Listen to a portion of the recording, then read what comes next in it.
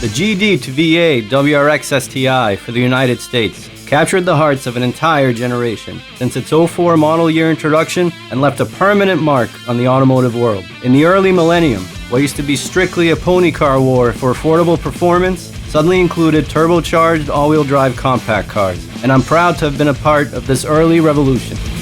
Let's start at the very beginning. If there's a reason why pony cars learned to steer and handle, and why there's a turbocharged all-wheel drive segment today, it's because of this little guy. Subaru introduced the WRX to the United States for the 2002 model year, affectionately called the Bug-Eye. At the time, the standard for affordable performance was the 2002 Mustang GT, which went 0 to 60 in the 5s and tripped a quarter mile in the low 14s. The WRX could easily match these acceleration figures while being a much better rounded car. The WRX was capable of seating 5 and performing all 4 seasons of the year, offered full-time all-wheel drive, a mechanical differential in the rear axle, and the perfect ride-handling balance. Even the interior was more sporting, as the seats were comfortable and well-bolstered, had a Momo steering wheel, and drilled aluminum pedals that were perfect for heel-toe operation. All this for $25 grand. Subaru sold 23,000 WRXs its first year in the United States, and I'm proud to have been one of the earliest adopters. But the bomb dropped when the 2004 STI was released in the United States. Faster through the quarter mile and around a road course than the venerated Terminator Cobra, the GD WRX STI set the stage for a new generation of enthusiasts. Although my sights turned to the Blob-Eye STI, I still wanted to modify my Bug-Eye, as there was plenty of aftermarket support. I ordered a piggyback ECU, turbo back exhaust, big brake kit, and lightweight wheels. I loved the interior, as I ordered the triple gauge pod from Subaru and added an aftermarket EGT gauge. The short throw shifter rattled every chance it got. To test these mods out, I attended my very first track experience as part of a WRX caravan. I learned 2 hard, sobering lessons that day. If you want STI speed, just get an STI and enjoy the additional standard hardware. And the best mod is always sitting behind the wheel. So I made a firm decision to upgrade to an STI, but not before I got some real experience and more training. My track day with the Bug-Eye changed me forever. I stopped looking for objective dominance, sold the Bug-Eye, and invested all my resources into some track time. The seed that was planted from owning the Bug-Eye blossomed at the racing school program. We rarely discussed lap times. We weren't even timed. Late eyes. Being strapped to an open-wheeled car or learning how to trail brake in a proper sports car made us all appreciate the levels of communication and driver involvement that these cars could deliver. We shared thoughts about the physics of car control, how to manipulate handling behavior, and discussed which cars communicated better. I came out of racing school once again slightly evolved, not caring about bench racing, with an even greater appreciation for driver involvement. 11 years later, my Bug-Eye was long gone, but the track experience made me nostalgic for it. The STI's long commitment to the original Bug-Eye experience was the reason I purchased a new VA STI, as it still combined raw feel with its performance, while the WRX lost its differential and raw character. I knew after my purchase how lucky I was to still get the raw STI that I admired, but by that point, time had marched on for the STI. Power went essentially unchanged through these first 3 generations. Finally hitting their stride, more modern competitors took advantage of electronics such as torque vectoring and electronic power steering, better fine-tuned power distribution and handling behavior. Considering the STI's organic setup, I see the early VA era as the last years where the turbocharged all-wheel drive market segment was defined by a subjective experience and excitement. But newer, more digital competitors couldn't dampen my enthusiasm for this engineering marvel, as experience and wisdom taught me what truly matters behind the wheel. The legacy that spanned the GD to VA model years is unquestionable, and has turned the STI into an instant icon due to its frantic nature and strong performance for over 15 years, fighting wave after wave of newer competition along the way. Never to be taken for granted is the raw feeling, the way it communicated, and the way it prioritized the driver, especially in the VA's later years when its competitors felt more isolated. Let's take a look at the VA one last time, the last version of the original formula. along with the original 2004, before the STI's inevitable send-off into the modern world. This is a tribute to the stalwart of raw performance for over 15 years, to the most influential sport compact car of the new millennium, to the enthusiast that stayed true, and to one of the last organic sports sedans ever sold in the modern era. This is a tribute to the GD to VA WRX STI. Flares, scoops, and wings define this market segment styling during this era, with the STI as the main torchbearer. Let's start with the front end. One of the trademark design features of any STI during this era is the hood scoop, as it was functional and helped differentiate the STI's front end from its competitors. The GD era scoops were bigger and looked tacked on, while they became smaller and better integrated starting for the 2008 model year. Although the integrated look is cleaner, the GD era scoops were better visible from the driver's seat, which I miss. I wish the GR and VA scoops were just a little bit bigger, as I love the way the one in my bug eye used to really stand out. Either way, any generation STI styling in this era will be partly defined by this fully functional design element. As a bug eye owner, I always had a problem with the blob eye headlight redesign. I'll give the blob eye credit for being the most raw STI ever offered, but I think the VA STI makes the front end right again. The LED effect on the headlights gave the VA a more aggressive presence at night than the blob eye. Here's a shot of what it looks like in the evening. The VA also takes more design risks on the hood, such as a cut line that starts in the side mirror and continues through the hood and then down to the bumper. Again, either way, any generation STI will have a front end that's very aggressive, with the GD looking more classic and the VA taking more design risks. Neither front end is pretty, although both are aggressive, and I think both designs will age well from this segment's perspective. As for the rear styling, let me address the elephant in the room. I love the wing. Anyone who knows anything about STIs knows what an icon the blob eye has turned into. It wasn't a hatchback or a wagon, and it had that big wing in the back that made a statement every time an STI passed you. Owning an STI said something about you. Nobody bought this car for its proportions or refined curves. Why not celebrate what this car stands for? It's not an STI without the wing. Minor differences aside, front and rear ends of both generations were similar in mission and function. From the GD to the end of the VA's run, the hood scoop and wing literally bookended the design language of any STI. In both generations, there's a cut line just above the rocker panel, and it helps cut the visual height of the car. Both succeed in making the profile look less slab-sided, but that's where the similarities in profile end, as I think the VA took a radical departure from the GD. A good place to start is with the front fender. The VA had a cut line that defined the flare, continued to the rocker panel, and traveled down the entire profile. I wish it went through the door handles, as it would have been better integrated that way. But this chunky air vent pulls a lot of visual weight to the front of the car. I feel like the GD looked better balanced, as the front and rear fender styling looked more evenly matched. For the VA to achieve this, the rear fender would have to flare out a bit more, like the front one. Again, I feel like the GD looked better balanced here. The VA's cut line just below the longer one bothers me, as it leads to nowhere. That's a pet peeve of mine. The GD's cleaner profile will no doubt age better. The VA utilized a longer chassis than the GD, and had a longer wheelbase. Relative to the GR chassis it was based on, the VA's A-pillar was also moved forward, in an attempt to make the VA look less upright. The GD's upright greenhouse pays better tribute to Subaru's WRC roots, while the VA looks more like a road racer. Differences in profile aside, hood scoops, fender flares, and big wings defined STIs from the very beginning and tied the first three generations together. While preferences in exterior styling will always be subjective, the shared DNA between these two particular cars is unquestionable.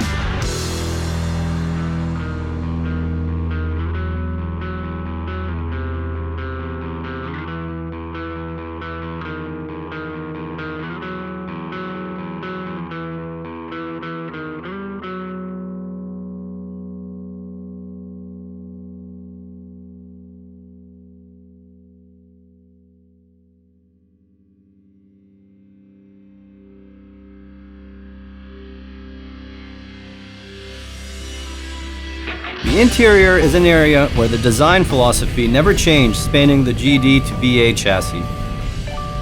From the 2004 model year to the end of the VA's run, economies of scale were used everywhere to keep the car affordable.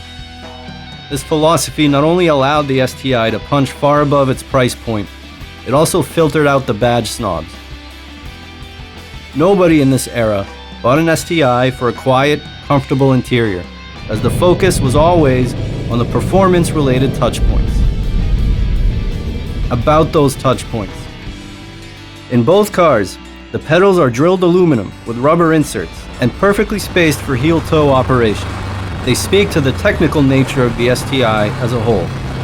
The VA happens to have a huge dead pedal on the left, goes all the way to the floor, matches the other pedals, looks awesome, and is completely functional. I find the seats are very high quality in both cars, and I don't see much wear in either of these particular models. I can imagine being comfortable in long trips in either one. I love the leather Alcantara combination on the VA, and prefer the contrasting red color scheme in the VA to the GD's original color scheme. In both generations, the embossed STI logo on the headrest ties the rest of the interior together. A gripe about either STI seats is the lack of thigh support. Good enough for the street, but not aggressive enough for my liking. When comparing steering wheels, the VA just walks away here, as it's everything the GD's is not. Subaru never got the credit it deserved for introducing one of the best steering wheels in the business into this market segment for the VA. The leather feels very high quality and durable. Cosmetically, the red contrasting stitching matches the rest of the interior, and the STI logo looks and feels like a premium piece. Functionally, its thickness and diameter is perfect. Not too thick, not too thin, not too big, not too small. It also has very beefy inserts for your thumbs at 10 and 2 o'clock. My only preferences for the GD's wheel are in the shape and the simplicity. The flat bottom on the VA makes it hard to feed one hand to the other. I've never been a fan of flat bottom designs for this reason, and the GD's wheel is refreshingly simple. Again, you don't buy an STI for its interior, and I think the GD's design highlights the raw nature of the STI a little bit better. Both cars also come with Alcantara inserts on the door panels and elbow rest, and the VA adds it on the center console lid. They also come with a dominant color scheme. Although I prefer the VA's red, I can respect the GD's commitment to World Rally Blue. Both shift knobs are wrapped in leather. Yeah, we put the grip there, so we need to keep it there, right? And have the trademark shift pattern and reverse lockout mechanism. One of those interior pieces you're glad never changed. The VA has an illuminated STI logo that glows red at night, and the cubby behind it glows red as well. This additional illumination in the VA is a nice touch, and literally highlights my favorite part of this interior. Compared to the GD, the VA's wheelbase is roughly 4 inches longer, and that's easy to believe. This increase in wheelbase, combined with the additional trunk space, highlights a major practical difference between these two cars. The VA's trunk is huge, with an entry point that's low and wide. The 60/40 split seat also fold completely flat. The VA also offers plenty of room for your family or friends in the back. Legroom is completely adequate even for adults. Simple, functional, and spacious, these interiors lend themselves to superior visibility over a lot of modern cars. Yeah, right? You picture it ahead of time. If you can't see it naturally, we have to imagine it being there. And once we get it, it feels pretty good. For the VA, Subaru added front quarter windows to eliminate the front blind spot. They also kept the VA's A-pillars slim. I love these slim pillars for my VA. Combined with the front quarter windows, not only did they highlight Subaru's commitment to visibility during this era, but they also provided a performance advantage when you needed it the most. The GD is even better in this department. Its more upright greenhouse doesn't even require quarter windows, and its relatively high glass area and shorter wheelbase makes outward visibility one of its hallmarks. Subaru didn't just rely on technology to keep you safe in this era. There was functional engineering. Blind spot monitoring came standard on both these STIs. Just turn your head to the left or to the right. Some things went away from the GD era that I wish would have stayed. I miss the center tachometer. The triple gauge pod from the GD era was perfect. I would take that pod any day over the multifunction display. I can't get over the lack of an oil temperature gauge in the VA STI. The interior philosophy didn't change at all, going from the GD all the way to the VA, and I loved Subaru's approach here. It's about getting the big stuff right. The steering wheel, pedals, seats, and shifter were high quality and sporting, and there's enough space to pack your friends and luggage. The excellent visibility calls back to an era where the driver, and not technology, was responsible for passenger safety. One thing I would miss, seeing a hood scoop out the windshield and the big wing in the rear view. It's a rite of passage for any STI driver. Everything else was your basic interior furnishings to keep the car affordable, and nothing else. Thank you, Subaru, for always keeping it simple and staying true to your customer base.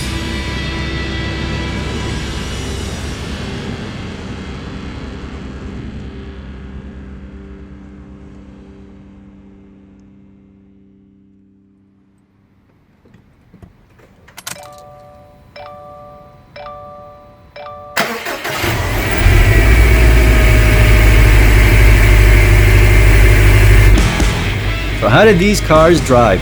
These EJ-powered STIs had three defining characteristics. A top-end rush to redline mixed with that famous boxer rumble.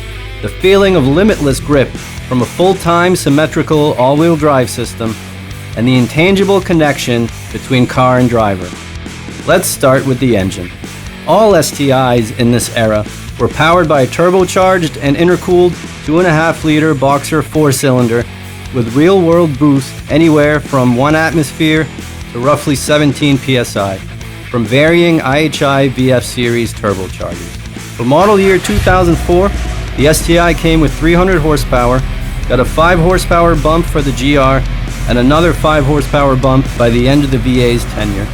All this was good for tripping low 13s at just over 100 miles an hour in the quarter mile, with a 0 to 60 time in the mid 4-second range. In 04, these figures were considered giant killing, and throughout this era, these numbers were always class competitive. But a fair criticism would be the combination of turbo lag below 3,000 RPM and peak horsepower near redline. This was excusable when the GD was a giant killer, but by the time the VA was introduced, the old school turbo shove was seen as just that, old school. But the EJ motor never disappointed when it came to the intangibles. This EJ engine just sounded great. Old school boxer engines had that characteristic rumble since both header paths were different lengths. The STI's high RPM soundtrack was always organic, never resorting to electronics or exhaust flaps like its competitors.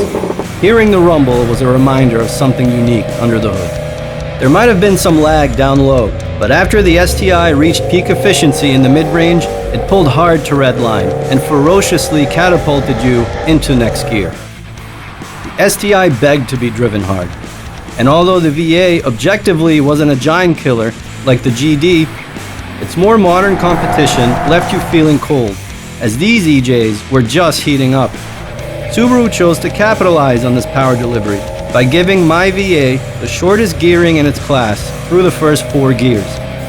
Shorter gearing meant more time spent at high RPM chasing the red line, as well as landing inside the power band after the upshift.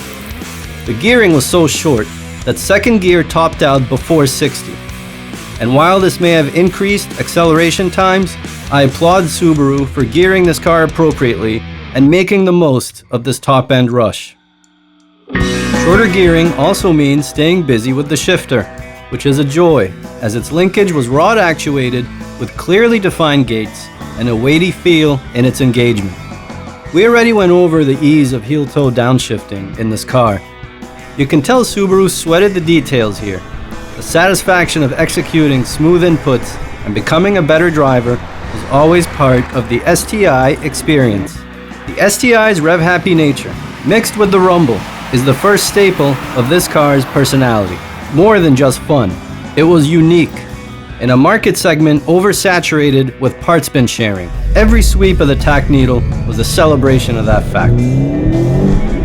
The EJ's horizontally opposed layout wasn't just for the rumble, it also allowed for a front end with a seriously low center of gravity. Like all its competitors, the STI's engine hung out over the front axle.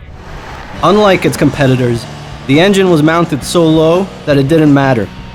Body roll is noticeably absent in the VA, and quick directional changes never upset the chassis. Suspension-wise, all STIs had unequal length control arms out front, multi-link suspensions in the rear, front and rear anti-roll bars, and hydraulic steering assist. but specifications varied greatly between the GD and VA. The VA came with a much quicker steering rack, with a ratio of 13:1 as opposed to 15. This was to take advantage of its much stiffer chassis and springs. At the time of my purchase, the VA had the stiffest springs ever offered on a US STI. The quicker steering, stiffer springs, and stiffer chassis meant the VA was a lot more neutral on a road course and turned in with more ferocity. Its ground clearance of 4.9 inches is also lower than the GD's. In the exterior review, I mentioned the VA looked more like a road racer. Maybe that wasn't a coincidence. Differences aside, each generation's strong top-end power, low center of gravity, and independent suspensions promise good objective measures on a dry road course. However, out here these STIs also exhibited at the limit understeer, handling like a front-wheel drive car that happens to have an incredible amount of grip. But these criticisms were short-sighted, as we're just getting started on the STI's potential. Because any review of STI performance in this era is incomplete without a deep look at Subaru's racing pedigree and how that resolved into the symmetrical all-wheel drive system we received. These STIs were built to play in the mud. So let's take a look at their drivetrain and see how it fared in their natural environment. From the get-go, the drivetrain was symmetrical along the car's centerline, the only car in its segment that could make that claim. It was never a front-wheel drive car with tacked-on electronics like the rest of the pretenders. This drivetrain was unique to the STI and wasn't shared with the base WRX at any time. The boxer layout's low center of gravity, when combined with the symmetrical layout, created a setup truly unique to the STI in its market segment. These cars put their power down through 3 differentials: helical in the front, torsion in the rear, and electromechanical in the center until 2018, when the torque cam was replaced with an integrated sun gear. Unlike a lot of its front-wheel drive-based competition, this was a full-time all-wheel drive system with a purely mechanical torque split at each axle.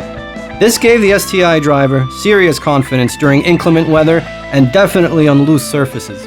As the center differential maximized front and rear grip, the differentials at each axle maximized it side to side, 100% of the time.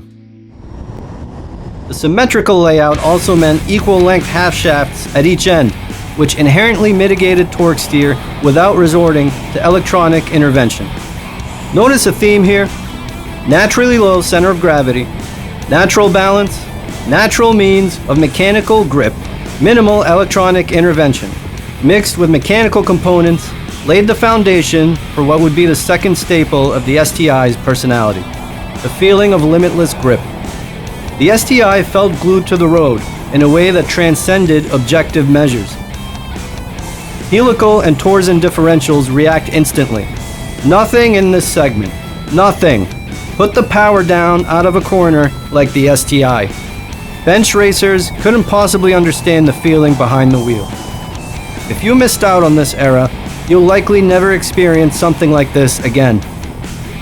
Theoretically, the STI had competitors, but it was so unique in its approach that it was really in a class of one. Yeah, right. It is. It's suggest with the wheel, right? Kind of direct things a little bit, but we do most of the steering with the pedals. But more often than not, we find that when we add brake, we get that grip that we need. These organic STIs either rewarded or punished driver inputs, so turning a fast lap meant knowing how to work with them. Get it right, and these cars have no problem rotating the rear axle at all. Old school hardware means old school methods. And once again, we find ourselves talking about the satisfaction of becoming a better driver and the bond that it created with these cars. The only way they helped you around a turn is by showing you exactly what you did wrong. Get it wrong, and you lose your momentum around the corner, as these cars were never designed to rotate the rear axle for you. Otherwise, brake through the turn, aim for the late apex, mash the gas, and the hydraulically assisted steering communicates everything that front differential is doing, while you feel the torsion differential straighten out the back and you hear gravel clanking all over the undercarriage. It's absolutely glorious. It's exactly what these raw STIs were designed to do, and there's nothing electronic setups could do to match the experience. Out here, any thoughts about stickier tires, a bigger rear sway bar, or more negative front camber disappear, even in the tightest of corners. And you realize these STIs are in their spiritual home. The dirtier they get, the more they come alive, and you rely less on objective measures to judge cars like these.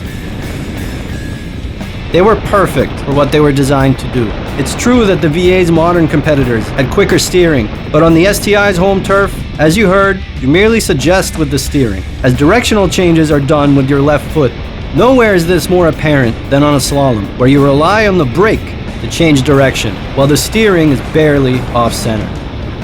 Larger radius turns are similarly counterintuitive.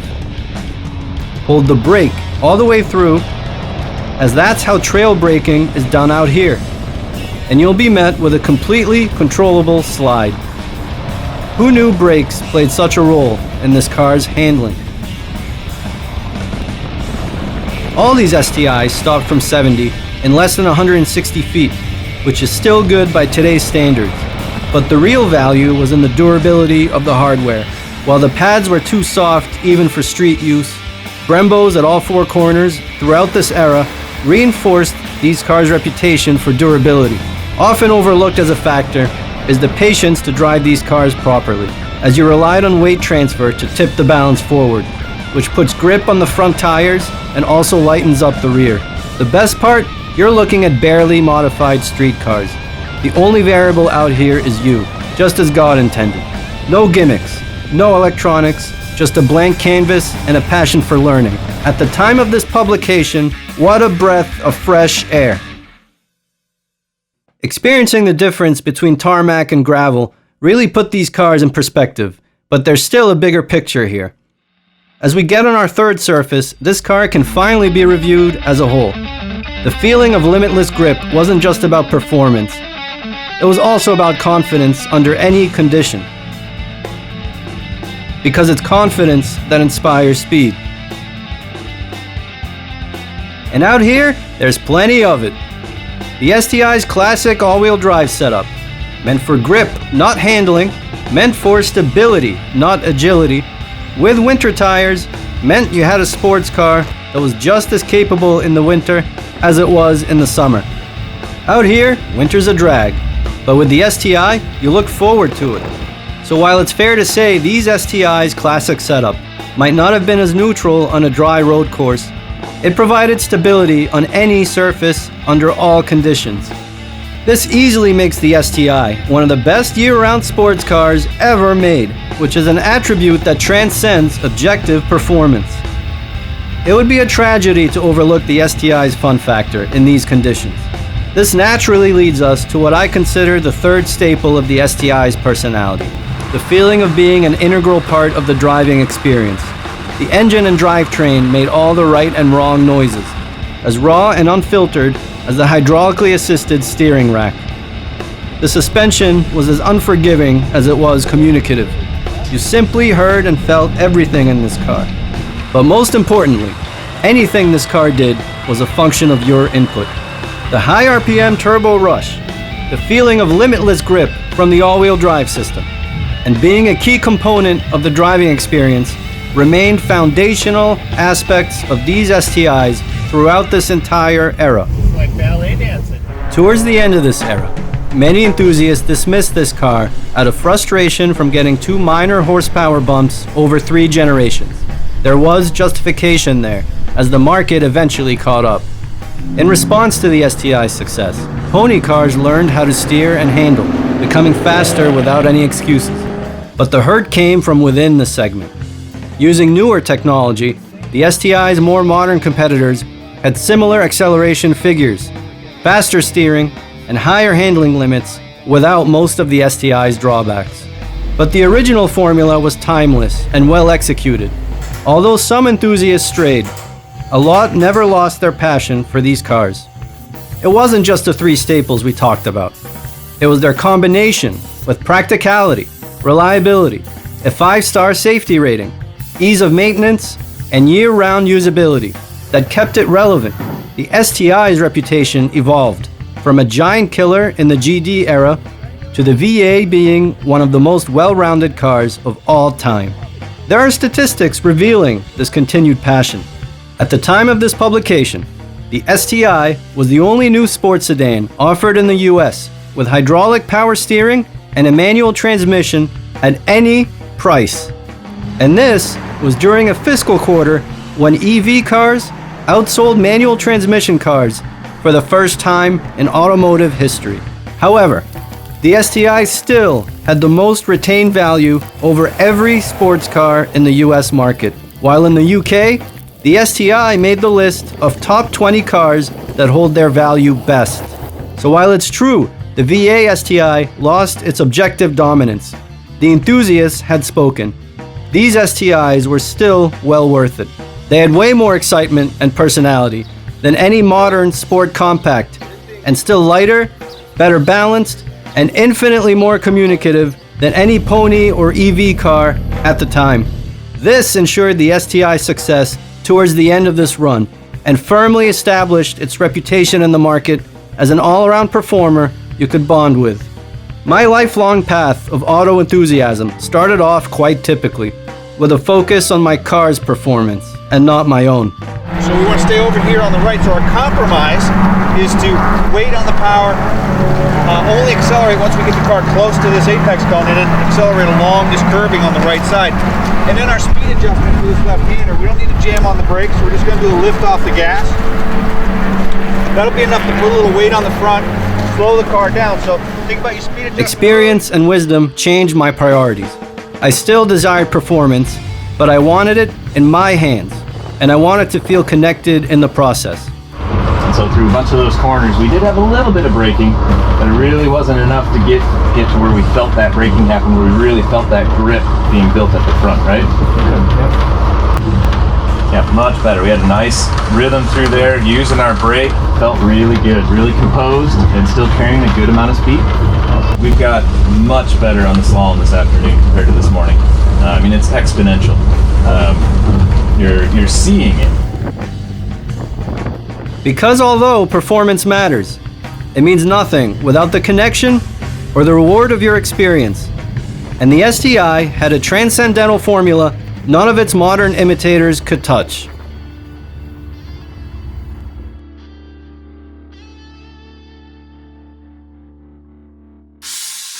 Gone but never forgotten, the STI of this era deserves a proper send-off. Whether it was the GD's giant-killing performance or the VA's all-around excellence and communication, the impact these cars had is unquestionable and permanent. If your pony car can handle, or your sport compact doesn't overheat at the track, you have the STI to thank today. These cars made their way into the heart of an entire generation and will be missed forever. This is a tribute to the stalwart of raw performance for over 15 years, to the most influential sport compact car of the new millennium, to the enthusiast that stayed true, and to one of the last organic sports sedans ever sold in the modern era.